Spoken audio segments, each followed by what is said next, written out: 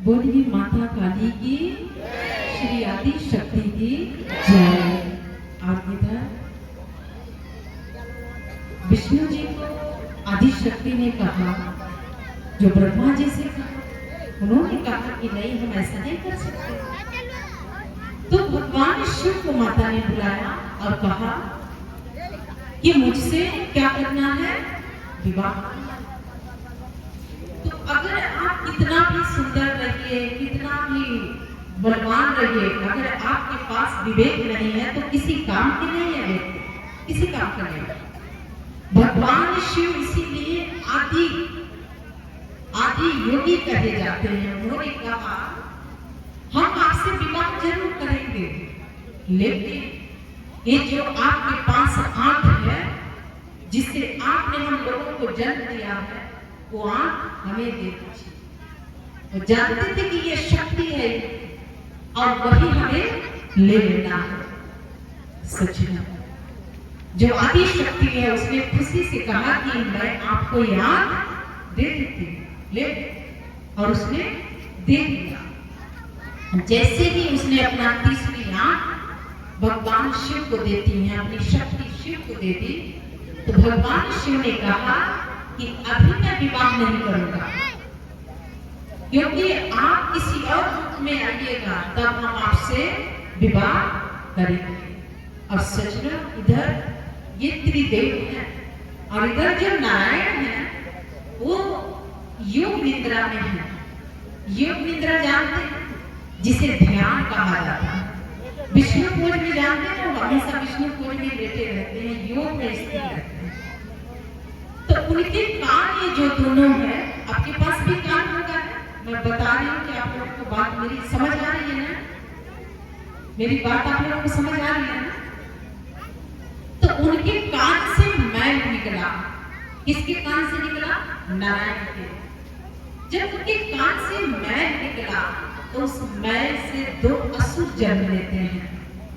उनका नाम था राग, मधु और केतु।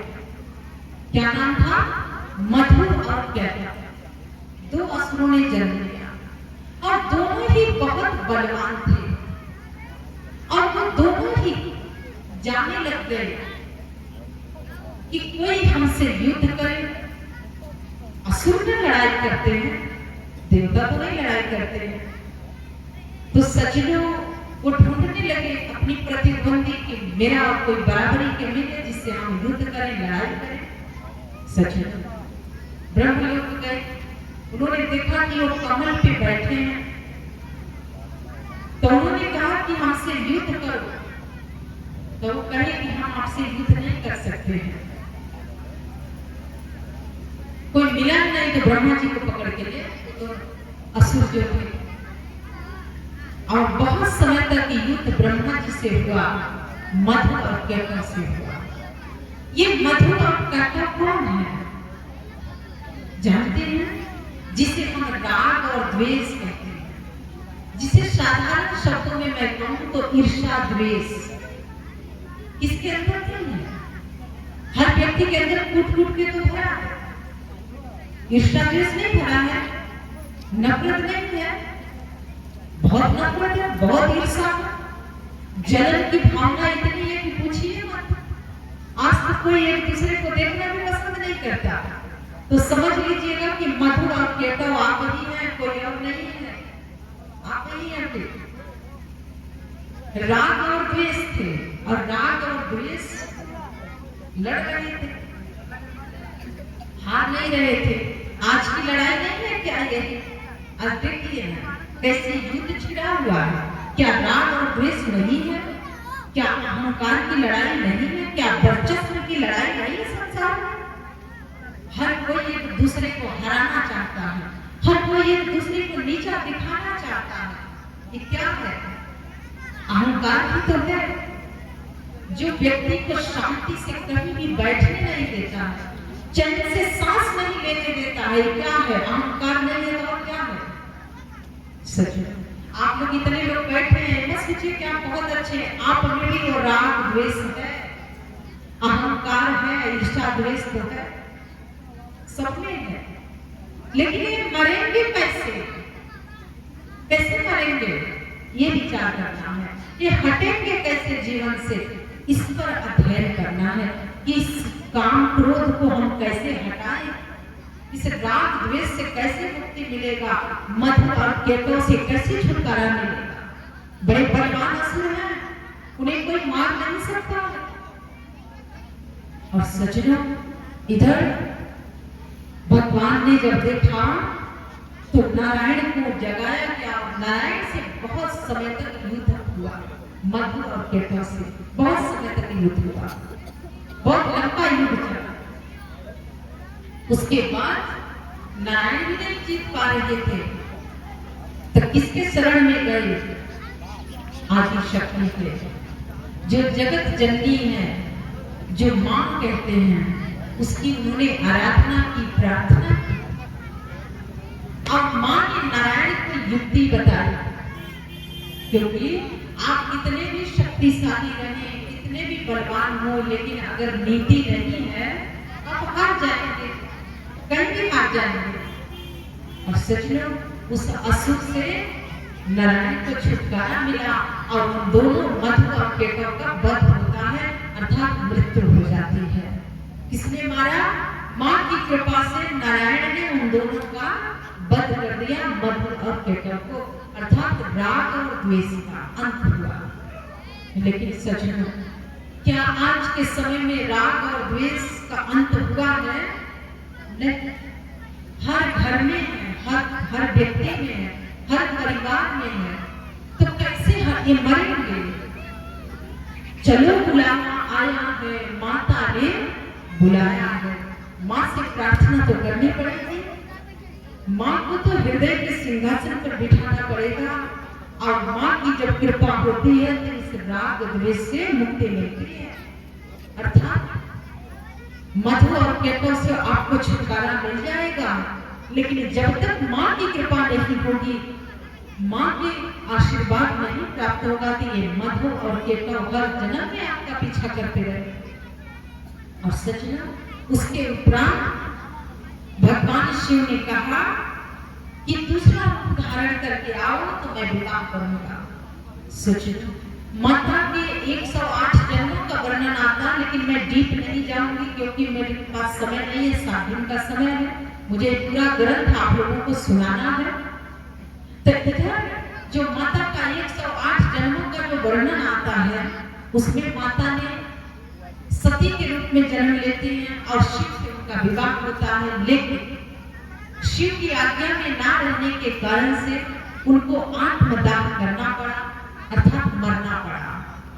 वही आप लोगों के भी साथ है।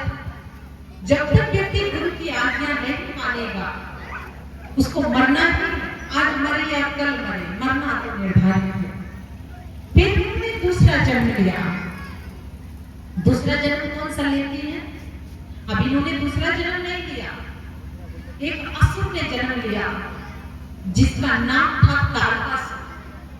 तारकासुर जो था वो बहुत ही बलवान था, बहुत ही बलिष्ठ था, और उसने ब्रह्मा जी की तपस्या किया। और तपस्या करने के उपरांत ब्रह्मा जी प्रसन्न होते हैं और उनके समक्ष प्रकट होते हैं। और ब्रह्मा जी ने कहा कि पुत्र, तुमने बहुत बड़ी आराधना की है, वरदान मांगो। तो तारकासुर ने कहा कि मुझे अमृत को प्रदान कर दीजिए, मैं अमर होना चाहता हूं। सच, ब्रह्मा जी ने कहा ये तो नहीं हो सकता, तुम कुछ और मांगो। तारकासुर जानता था कि शिव जी का विवाह नहीं होगा, क्योंकि देवी तो पहले ही मर चुकी है, आत्मदाह कर चुकी है। तो उसने वरदान मांगा कि शिव के पुत्रों के द्वारा मेरी मृत्यु, ये वरदान। वो जानते थे कि शिव तो बैरागी है, सन्यासी है, शादी तो करेगा नहीं। अब जब ये शादी नहीं करेंगे तो इनके बच्चे नहीं होंगे, बच्चे नहीं होंगे तो मेरी मृत्यु नहीं होगी। और सच, भगवान जो ब्रह्मदेव है उन्होंने कहा तथास्तु, ऐसे ही होगा। और तारकासुर को लगा कि मैं बहुत शक्तिशाली हो गया, और उसने स्वर्ग पर आक्रमण किया और सारे देवताओं को बेघर कर दिया। जितने भी देवी देवता थे वो सब इधर उधर भटकने लगे। और सबने जाके नारायण से कहा कि आप कोई रास्ता दिखाइए, क्योंकि हम लोग तो बेघर हो चुके हैं, हमारे पास तो घर भी नहीं है, तारकासुर ने स्वर्ग पर आक्रमण करके हमसे छीन लिया है। अब सज्जनों, नारायण ने कहा कि हे देवताओं, सब ध्यान में बैठ जाओ, उस पराशक्ति का ध्यान करो, उस आदि शक्ति का ध्यान करो, वो आदि शक्ति ही तुम्हारा निवारण कर सकती है।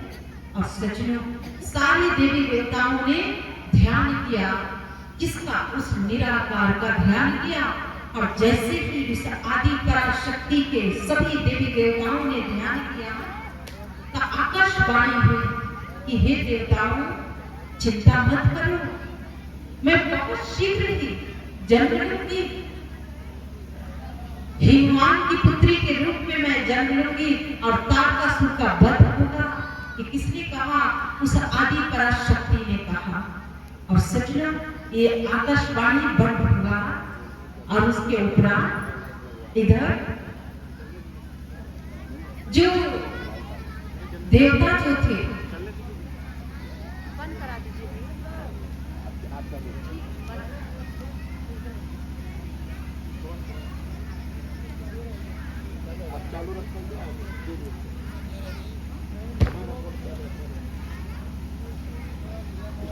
गिरा